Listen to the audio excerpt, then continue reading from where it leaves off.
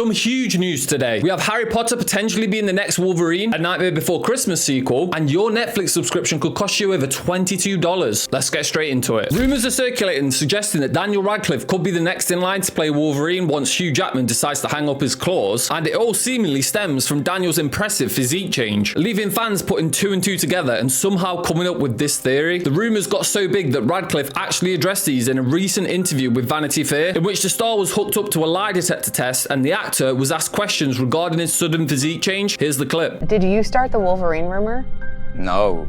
So you just got buff for no reason? Yes. That is the, I got buff, because I am obsessive and I want to, You've seen my parents. They're like insane fitness people, so that's just been passed on and yeah. But no Wolverine. So ultimately, it all boiled down to Daniel recently becoming a father, and with his obsessive work drive passed down from his parents, he chose to become the best physical version of himself. Sorry MCU fans, but it doesn't look likely that Radcliffe will be donning the iconic blue and yellow suit anytime soon. Next up is Five Nights at Freddy's, and the movie is facing some backlash due to the current embargo date, which in fairness is a bit odd. Five Nights is scheduled to release in the UK on October 25th, but Blumhouse has made the strange decision to restrict any critic feedback on the movie until after its release, with the embargo not lifting until October 26th at 3 AM Eastern Time. I'm not really sure how I feel about this one, as it doesn't really make sense to not allow critics to help promote the movie if it is truly a good project. Fans are convinced that this is Blumhouse showing a lack of confidence in the movie, and I can definitely see where they're coming from, as a bunch of negative reviews could tank the box office sales for the movie. But my only counter to this is Five Nights at Freddy's is essentially a movie for the fans, not necessarily the critics. So maybe Blumhouse wants the audience to make their own unbiased decision on the movie without critics hyper-analyzing and picking the movie apart. Listen, I'm not saying this is right, just potentially the rationale behind the decision. Netflix is currently under fire as they are increasing the subscription prices across the board, with the basic subscription now costing $11.99 and the premium subscription going up to a whopping $22.99. Look, I get we're in a cost of a living crisis at the moment, so prices are inevitably going to go up for everything, but there may actually be another reason behind the price increase. Netflix recently announced that they plan on opening up physical stores, with the company going old school and embracing brick and mortar again, which Blockbuster had this hilarious response to, by the way. It won't simply be a DVD store though, as the company's vice president of consumer products stated that Netflix aims to open a network of stores offering retail, dining and live entertainment that leverage its TV shows and movies. The current plans are for 2 yet to be disclosed locations in the US in 2025, with hopes of expanding the concept to major cities across the world. In fairness, the idea doesn't seem too far-fetched, as Netflix's biggest streaming competitor, Disney, has been in the dining and retail spaces for decades, so this could actually be a huge success if done correctly. Add to the fact that Netflix is planning on further entering the gaming space with an announcement of a GTA game coming to the streaming service, and it's likely the price hikes are a way to minimize the risk of these huge ventures. And speaking of Disney, rumors of a Nightmare Before Christmas prequel was sparked during an interview with director Henry Selick, who was asked about a potential sequel by People magazine. Henry shut down any possibility of a sequel with the following statement, saying, "I don't think Tim Burton in particular feels like, why mess with that? He certainly doesn't need to make more money from a sequel." But while he put that fire out, he sparked a new one, saying, "There might be a more interesting story there about how Jack became the king of Halloween Town, opening the door to a possibility of a prequel in the future." And we're not finished with Disney either, as the movie maestros are looking to further cash in on the billions of revenue they've made from successful live-action adaptations of popular classic animated Disney movies. The Diz Insider reported that while we know some live-action movies are already full steam ahead at Disney, there's an extremely long list of other classics that are in the early stages of development already, with Frozen, Tangled, and even Tarzan being the big hitters from that list. While the previously mentioned are in extremely early stages of development, some are much further ahead, giving fans plenty of reasons to be excited. As we know, the Snow White movie, which has faced a ton of backlash already, is well in development with Greta Gerwig leading the screenplay. Mufasa Lion King is ticking along, and who can forget the announcement of the live-action Moana, this time produced by the man himself, Dwayne Johnson. Lilo and Stitch and Bambi are both getting a live-action makeover, and the one I'm most intrigued for, a Hercules live-action directed by the legendary Guy Ritchie. There's plenty of reasons for TV and movie fans to be excited, so make sure to subscribe to our channel for all the latest news and updates.